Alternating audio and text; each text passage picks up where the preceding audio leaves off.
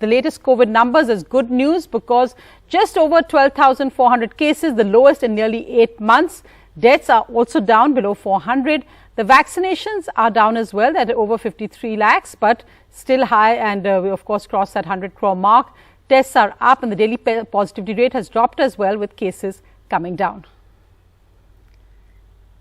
Well, a decision is expected by the World Health Organization on the approval of Bharat Biotech's Covaxin. That's India's first indigenous COVID vaccine. That's extremely important for India because, of course, 11% of our total vaccinations of our over 100 crores has been done with doses of Covaxin. Covaxin is an inactivated whole virus vaccine and developed with the Indian government's ICMR.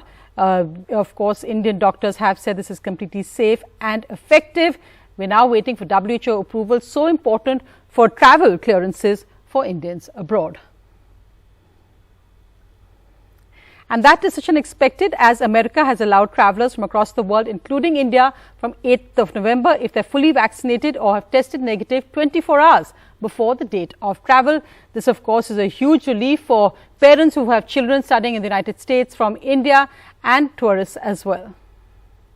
In a major relaxation, the United States will allow international visitors from 33 countries, including India, provided one is fully vaccinated with a WHO-accepted vaccine. Also, they need to show a negative COVID test result within 3 days of their flight. Those unvaccinated need to show a negative COVID RT-PCR test result done within 24 hours before their flight. US President Joe Biden has exempted children under 18 years of age, given the rollout for countries a vaccine differs from country to country, with no vaccine in most. Mixing of approved COVID shots will also be allowed. Those who are eligible to travel but not yet vaccinated will need to provide proof of a negative COVID-19 test within 1 day before their flight's departure. For those who are vaccinated, the testing requirement remains 3 days before their flight. And that testing requirement applies to everyone, not just foreign nationals, but also U.S. citizens and lawful permanent residents.